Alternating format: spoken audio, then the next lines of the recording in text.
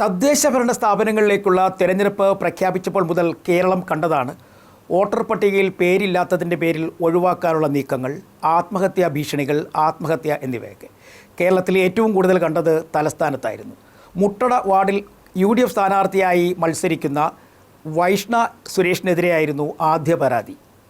TC നമ്പറിൽ വ്യത്യാസമുണ്ടെന്ന് കാണിച്ച് CPIM നേതാവ് തന്നെയാണ് പരാതിയുമായി രംഗത്തെത്തിയത്. വൈഷ്ണയെ തൽക്കാലം മത്സരിക്കാൻ കഴിയില്ല എന്ന തീരുമാനം ഇലക്ഷൻ കമ്മീഷനും എടുത്തു. തുടർന്ന് ഹൈക്കോടതിയിൽ വരെ കേസെത്തുന്നു. ഹൈക്കോടതി കണ്ണുരുട്ടിയതോടെ വൈഷ്ണയുടെ പ്രശ്നം കളക്ടറുടെ മുന്നിലേക്ക് എത്തിയിരിക്കുകയാണ്. ആ പ്രതിസന്ധി പരിഹരിക്കപ്പെടും എന്നുള്ള പ്രതീക്ഷ UDFനുമുണ്ട്. എന്തിനാണ് ഇത്തരത്തിൽ വോട്ടർ പട്ടികയുടെ പേരിലുള്ള പരാതികളും ഇതുമായി ബന്ധപ്പെട്ട ആരോപണങ്ങളും ഉയരുന്നത്? കോഴിക്കോട്ടും നാം കണ്ടതാണ്. കോഴിക്കോട്ട് VM ബിനു അവരുടെ മേയർ സ്ഥാനാർത്ഥിയായിട്ട് കൊണ്ടുവന്നാണ് VM ബിനു എന്ന് പറയുന്ന സിനിമാ പ്രവർത്തകനെ. അദ്ദേഹത്തിൻ്റെ പേരും വോട്ടർ പട്ടികയിൽ ഇല്ല എന്ന് കാണിച്ച് വലിയ തരത്തിലുള്ള പ്രതിഷേധങ്ങളും ഒപ്പം തന്നെ ആരോപണങ്ങൾ ഇപ്പോഴും സജീവമായി നിലനിൽക്കുകയാണ്. ഇതെല്ലാം കോടതിക്ക് മുന്നിലേക്ക് പോകുന്ന ഒരു സാഹചര്യം. സാധാരണഗതിയിൽ നിന്നും രാഷ്ട്രീയ മത്സരത്തിന് അപ്പുറത്തേക്ക് നമ്മുടെ രാഷ്ട്രീയ കേരളം മാറുന്നുവോ എന്നുള്ള സൂചനകളാണ് ഇതിൽ നിന്ന് നമുക്ക് മനസ്സിലാക്കാൻ കഴിയുന്നത്. പ്രതിയോഗികളെ രാഷ്ട്രീയപരമായി നേരിടുന്നതിന് പകരം മറ്റ് സാങ്കേതികമായ കുഴപ്പങ്ങൾ ചൂണ്ടിക്കാണിച്ചുകൊണ്ട് മത്സരരംഗത്ത് നിൽക്കുന്നവരെ ഒഴിവാക്കാനുള്ളൊരു നീക്കം ഈ സജീവ കാലത്ത് നാം കണ്ടതാണ്. R. ബാലകൃഷ്ണപിള്ള കൊട്ടാരക്കരയിൽ മത്സരിക്കുന്ന സമയത്തും അദ്ദേഹത്തിനെതിരെ ഇത്തരത്തിൽ ഒരു ആരോപണമുണ്ടായിരുന്നു. അദ്ദേഹത്തിനെതിരെ നിലനിൽക്കുന്ന കേസുകൾ ചൂണ്ടിക്കാണിച്ചായിരുന്നു പിന്നീടത് ഹൈക്കോടതിയുടെ മുന്നിലെത്തിയും ഒപ്പം കളക്ടർ ഇടപെട്ടുമൊക്കെ അദ്ദേഹത്തിന് കൊട്ടാരക്കരയിൽ മത്സരിക്കുന്നതിനുള്ള അവസരമൊരുക്കിയിരുന്നു. ഇതുപോലെ ഇപ്പോൾ അന്ന് അത് നിയമസഭയുടെ കാര്യത്തിലാണെങ്കിൽ കേവലം ഒരു തദ്ദേശ ഭരണ സ്ഥാപനത്തിലെ തെരഞ്ഞെടുപ്പിൻ്റെ പേരിൽ ഇത്തരത്തിൽ ഉള്ള ആരോപണങ്ങളും അതുപോലെ തന്നെ പരാതികളും എന്തിനുയരുന്നു എന്നുള്ളൊരു ചോദ്യം ഇപ്പോഴും ഉത്തരം കിട്ടാതെ നിലനിൽക്കുന്നു. അതായത് സ്ഥാനങ്ങൾ പിടിച്ചെടുക്കണം, അല്ലെങ്കിൽ കൈപ്പടിയിൽ ഒതുങ്ങിയിരിക്കുന്ന സ്ഥാനങ്ങൾ നഷ്ടപ്പെടാതിരിക്കണം, അതിന് ഏത് വഴിയും സ്വീകരിക്കണം എന്ന ഒരു നിലപാട് ഇടതായാലും വലതായാലും രാഷ്ട്രീയ കക്ഷികൾ സ്വീകരിക്കുന്നത് നമ്മൾ കാണുന്നു. ഇവിടെ രാഷ്ട്രീയ മത്സരങ്ങൾ അപ്രസക്തമാകുന്നു എന്ന് തന്നെ നമുക്ക് പറയാൻ കഴിയും.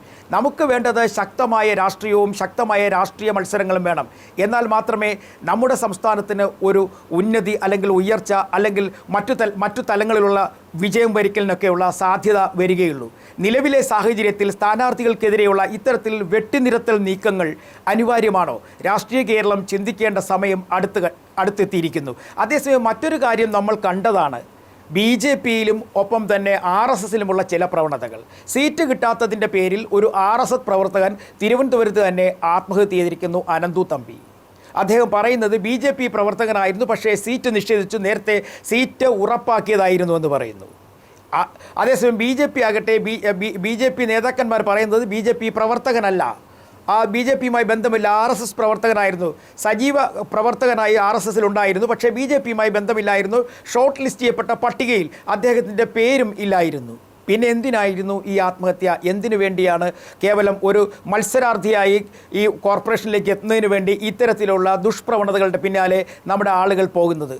മറ്റൊന്ന് നെടുമങ്ങാട് കണ്ടതാണ്. ആത്മഹത്യാ ഭീഷണിയും മുഴങ്ങിയതോടുകൂടി തന്നെ സീറ്റ് നൽകി BJPയുടെ ഒരു സ്ഥാനാർത്ഥിയെ അനുനയിപ്പിക്കുന്നത്. അപ്പോൾ രാഷ്ട്രീയത്തിനപ്പുറത്തേക്ക് നമ്മുടെ ചിന്തകൾ മാറുന്നു.